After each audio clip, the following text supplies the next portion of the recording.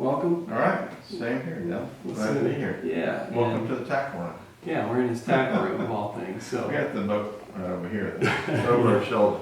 And the boys are rigging baits, so Yeah. they're getting ready for the sailfish season. But Fred, let's begin just going over some basic tips to sailfishing. To backtrack a little bit, you started in 2012, and here we are in 2016, and you've just come into the sport, winning several tournaments. You've been a quick study of sailfishing, and I think you have a lot to offer our viewers as far as. Well, one thing I think that helped me was I had done no fishing prior to really 2011. We bought the boat, and we started tournament fishing in 12. But so all my experience has been totally just with the circle hooks. So the transition of a lot of people are going from the J hooks, which I never fished with, and so John Mead taught me how to take and do it when you're starting with a clean slate, since I didn't have a clue about anything. But the circle hook is unique. You know, the circle hook turns back on itself. You know, kind of like to that. And so when you see those, you can take a circle hook and just even like rub it on your arm, and it won't hook. Yeah. And the whole idea is that when the billfish swallows it, he's going to bite it and take it right down in his gut. Yeah, there you go. Where John's getting these already. So if you can zoom in right there on that, and you can kind of see softly then the little part that turns back. But that's the important part that the Japanese invented. And so you can take that hook and so you can rub it right on your shirt, and it's just not going to hook. And the whole idea is that with a circle hook is that when the fish swallows this goes right down his gut. And so that's when you're free spooling, that's what you're allowing the fish to do, to literally swallow the bait. Now, once that's in there, the circle hook, by the fact the way that it is shaped, it's not going to, so pretend like this bucket is where it's down in the fish's mouth. And you've done a good feed and everything's taken. And if you take and pull this out quick, it won't work. But now, if you take and do this slow, it'll hook every time. As long as you just can. You just pull it slow, it'll hook every single time. Again, go fast with it, and it's going to come right out. There's your sailfish. So, yeah. So the whole idea, and what we're going to talk about, is soft engagement. You want to make the engagement with the fish as softly as you possibly can. So where that starts is when you first clip your line on the halyard, on the long line. So most people I see it where they'll run that halyard and the clip all the way to the very top. But if you imagine my arm being the rigger, if you're up here with that clip, when you get the bite, you're pulling on it, you're actually pulling on the whole rigger, that initial pop. Where if you'll slide the clip down about 4 feet, this halyard line becomes like a bow, and it will take and stretch with that initial clip. So that's your first line of defense of getting a backlash or pulling it out of the fish's gut too fast. The second line of defense is that now we've gone from the fish up through the clip, and now it's coming back down to us. And this is where people make the next mistake. And we'll imagine that the clip is up there, and I'll see them, they'll be holding it properly in their hand, they're free spool, but they're holding it with that rod facing right at the clip. Welcome to the Ocean Club, Port Canaveral's premier marina, where our owners live life without compromise. Unlike other marinas, think of the Ocean Club as a country club for you and your boat. Being an owner at the Ocean Club means you have access to all the first-class amenities that our property offers, as well as customer service levels that will exceed your expectations. We can accommodate boats from 40 to 110 feet. Ocean Club features Bellingham floating concrete docks and a 130-foot fuel dock offering ValveTech marine fuel.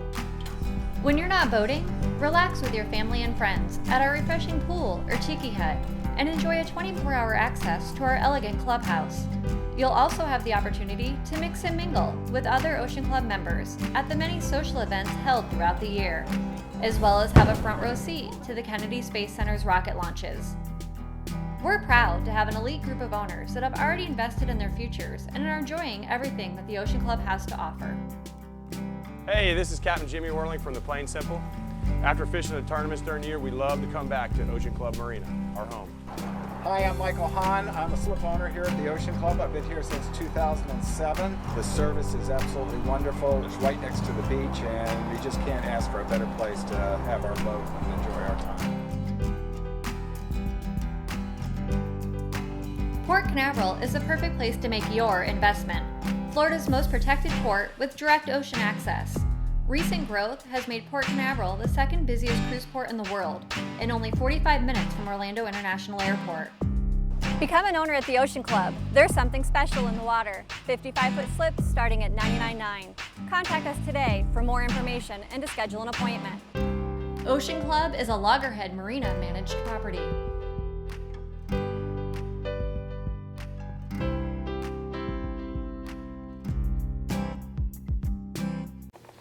And when you do that, halyard bent a little bit, but now this line's coming straight to, and you're getting a direct load right on the reel. So when you get that pull in there, you better be ready or you're going to get a backlash. Now the alternative to doing it that way is to take and hold your rod up vertically. Now when you're holding the rod up vertically, when you get that initial pull, the next thing you have as your line of defense for soft engagement is the rod tip itself can now assort. So the first thing that happened was the halyard gave, bowed. Now the rod tip is coming, and during this time, it gives you time to do the next step. And the next step is that you're going to take and step towards the clip, extend as you go into free spool. Those three things. One, get your clip down away from the end of that rigger. The second one, rod tip straight up, or even better, back a little bit, but I like straight up, so you get the easiest bend of the rod. And third, as you feel all those things happening at once, those two things allowed you the time to now either pull this out of the rod holder, but always step towards the clip and shove. And I can't emphasize that shove too much. Yeah.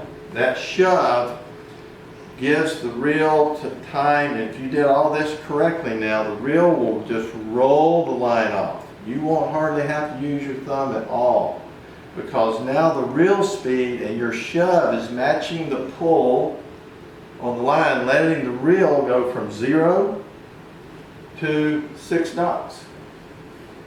The boat's going. And you're now just feeding it out through there at 6 knots. Because it doesn't matter what the fish generally, they bite it and they stay there to swallow it. So the boat is driving away at 5.5, 6 knots. And your reel speed is spinning 5.5, 6 knots. Perfect feed. Line's just flowing off, going through there. So now then, it's time to engage. And again, we want the soft engagement. We're up here, we're pointed at the clip. Now this time, we are going to point at the clip. We're feeding it through the clip. And what we want to do here, I'm going to get this so you can see it. Do not do that. When you did that, you just like yanking the right out of the bucket. So what you want to do is put your hand in here and roll this up at about that speed and stop at about halfway up. As soon as it pops from the clip, stop. You got enough. If you got enough to pop it out of the clip. Now the next thing you want to do is step right there, since you're right next to the side of the boat, and put that rod tip down and to the side. Why up to the side? Again, we're using the tip of the rod to bend to give us some soft engagement. Why down low? We want to get the line in the water so that the additional soft engagement is this line going through the water as the fish is moving away. you're going to take and be able to use the water itself as an additional shock absorber as he's having to pull it sideways across through the water. Now once the fish is jumping into it, now you should be winding during this whole period unless it's peeling line off. If it's peeling line off, you don't need to wind. But if you had any slack at all, as it pops down, I wind down, rod tip the side down into the water. Now that he's starting to go and pull it away good, now you can finish the rest of the roll up to the button. And again, if the fish is going this way, then you need to have your rod tip over here. If the fish turns on you, goes the other way, swing your rod tip up, come back over the other side, and again, keep it down low.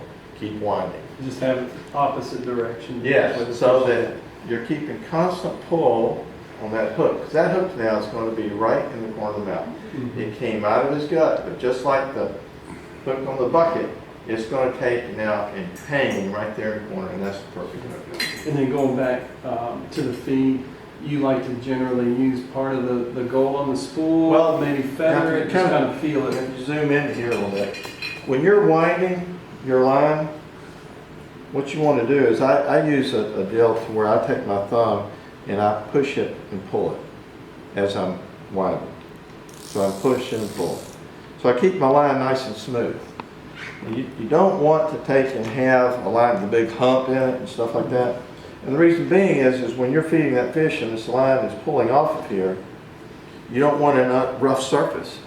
If the surface is all rough and uneven, then where you may not see it, the fish can feel that. Yeah. Because that's going out like that. So that's another reason why you want to keep your line nice and smooth. But if you see the brass that's sticking up on each side, I like keeping a little bit of brass. Don't fill that all the way up. Because if you do mess up, it does keep you from hanging the knot in here as you get close to the fish. But the other thing is you can set your thumb right over against that brass. And the brass is constant, smooth, and will give you a nice, smooth feel of the feed of the line. And Fred, on that subject, I think that's one of the things that, I've noticed just by riding on different boats is that, after you've caught a fish, maybe two fish, I can tell when a mate really understands what the angler is going through with that level line, with the line on the reel being level, because that mate will take that rod out of commission and an angler, of course, will have a bunched up line every now and then.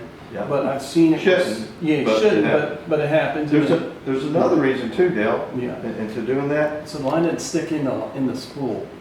Exactly. But another reason is that sometimes when you've been fighting that fish, and you know how they'll do backflips and be going all over the place, the part that makes it fun, is the line will take and get wound a little bit. And you'll notice it when you're prospecting or letting the line out, you'll see these little kinks into it. And whenever we see that, then we'll take and let that line out and wind it up. Make sure your clip is closed when you're winding it in, so it doesn't create a spin, and it'll unspin the line. Okay. That's one reason. The other reason is you've been fighting a big fish, especially if he went down on you or something like that, you're going to pack the line. Yeah. And when you pack that line, the next guy that uses it, he's going to go into be free spooling, and that packed line's going to go. Yeah. Because it's pulling out That's between the deals instead of you getting a nice, good free spool. Yeah. So and that's really the main reason we want to rewind this. Yeah. Whenever I get a rod, even if it's on a long line because we rotate, I assume that it's packed or something may not be right. So what I do is I let the line out. And I'll just let it on out there for about where I would be to free spool, which is where it's going to go out, past the long lines if I'm on a flat line, or if it's the long line that distance again, and then I'll wind my bait back up. Now I get to see my bait, it's in the right spot, and I know that from where I'm going to be free spooling, I do not have a pack line. Yeah, that's a great tip, and those are important things. I love the rigger position with the clip, the pointing the rod not directly at the clip, and then also pushing the rod towards the clip on the feed. Those three things are going to make you a better angler, that's those are three great tips. Another rule that we have on our boat is that whenever you pick up a rod. One of two things are happening. This is a non-negotiable in our book because meat will come over and smack you. When you pick up a rod, you're either in free spool or you're winding. There is no in between. You don't pick up a rod. So before you even pick it up out of the holder, free spool. Now you pick it up. Because if I got to walk over here and do something, or if I'm going to hand this rod off to somebody else, I want to hand it off in free spool. That way, if during the process we get, that's when you're going to get the bite, you're prepared, for it. But too many times I see people there that holding a rod and they've got even a little bit up into free spool. If you get these habits and you develop the habits good, then Yeah, absolutely. And you guys also, it's no question that you're mostly holding the rods. we are. during the We're in competition. tournament mode. Like tomorrow, I'm going to be. We're going out and we only have one mate, and I'm fishing 4 lines. So when I'm fishing like that. But we're really just going out to see where the fish are, and we don't have our regular teams not up here yet. But we're getting ready for the Palm Beach Classic, and I'll put all the rods right here in the rod holder.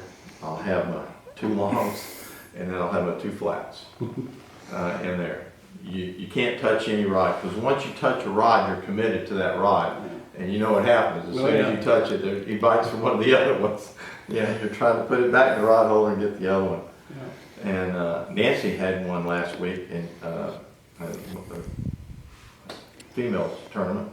It was the Saltwater Sisters. She was top angler, top boat, and she was fighting 2 at one time. Have you ever had a chance to do that? No, I can't say I really have. No. It's really a lot You put of the fun. one in the rod holder. Fight Yeah, the one, you can't fight it in the yeah. rod holder. You must pick the rod up. So she had the flat was over on the side, and she had the bite. Feeding the fish. As she locked it up and was starting to do her wind down rod tip, she was walking over the back of the boat, flat went off. So, in the rod holder. She got fish over here, locks this one up, now she's got 2 on. And so she had to fight 2. It didn't work out so well. She ended up getting one of them in, but the 2 fish ended up crossing out there. And so one fish burnt the line off on the second fish. Didn't do it totally into at the time. So she got the fish in, got the release, got the other rod, got the fish up within about 50 feet of the boat, but the yellow line broke really close to the white line. And so it was just burnt too. I got you. Well, good. That sounds fun, Fred. And his wife Nancy's also a tremendous angler, and they both are a great team. So follow the Showtime, and you'll see some leaderboard action from them. And Fred, again, thank you for sharing your skills here, and I hope you guys enjoyed it out there. So catch us online. Appreciate you reading the magazine, and look for more of this stuff to come. Again, thanks again.